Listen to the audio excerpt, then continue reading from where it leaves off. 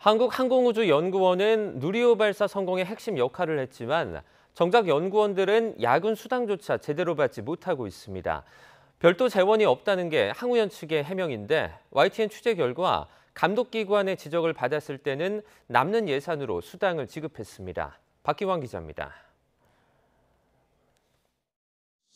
한국항공우주연구원의 위성연구소 직원 8명은 지난 4월 연구원을 상대로 밀린 야근 수당을 달라며 소송을 냈습니다. 24시간 3교대 근무를 했는데도 3천만 원이 넘는 초과 수당을 받지 못했다는 겁니다. 달에 가 있는 단위로부터 이렇게 그 정보를 수신받는 쪽 같은 경우는 교대로 계속 해요. 그다음에 야간 근무도 하고 휴일 근무도 해야 되고.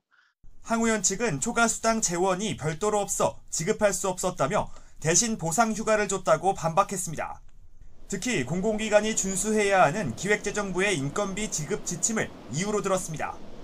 정부기관 소속 직원들의 임금과 수당, 성과급 등을 합친 총액을 제한하는 총액 인건비제 때문에 이미 정해진 예산을 초과하는 수당을 주지 못했다는 겁니다. 그 인건비가 저희가 지금 있는 직원들한테 연봉이랑 법정부담금이랑 퇴충을 딱 지급하고 나면 그 인건비 실링이 거의 꽉 차는 겁니다. 거의 대부분의 기관들이 그렇게 운영을 하고 있기 때문에. 하지만 YTN 취재 결과는 달랐습니다. 지난 2020년 고용노동청의 근로감독 이후 항우연은 시설직 등 근로자 30여 명에게 3년치 초과 수당 1,200만 원을 지급한 것으로 파악됐습니다. 관련 근거가 없어 못 줬다는 말이 무색하게 임금 인상을 위해 빼뒀던 예산을 이용해 감독기관의 명령에는 따랐던 셈입니다. 문제는 이뿐만이 아닙니다.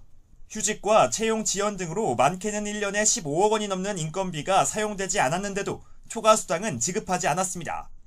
누리호 등 정부나 민간의 연구과제를 수행하며 받은 인건비조차 연구원들의 수당으로는 돌아가지 않았습니다. 노조 측은 항우연이 정부의 지침을 내세우며 연구원들에게 정당한 노동 대가를 지급하기 위한 노력을 하지 않았다고 꼬집었습니다. 국가과학기술연구회 이사회 같은 데 요청을 하고 승인을 받기를 요구하고 있는데 총인건비 내에서 그걸 해소하려고 하는 경향이 있는 거죠. 정부가 정해주는 인건비 총액이 매년 늘긴 하지만 모두 직원들의 임금 인상분으로만 써야 하는 만큼 제도 보완이 병행돼야 한다는 지적도 나왔습니다. 주요 프로젝트를 앞두고 야근 등 초과 근무가 잦은 연구원들의 업무 특성을 고려해야 한다는 겁니다. 항공우주연구원이 이런 만성적으로 반복되는 야근 근로수당의 체불 상태, 이런 악순환의 고리를 끊기 위해서 적극적인 대책을 강구할 필요가 있습니다.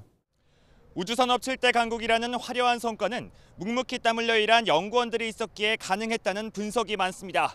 이들이 정당한 대가를 받고 일할 수 있도록 더 많은 관심과 노력이 필요해 보입니다. YTN 박견입니다.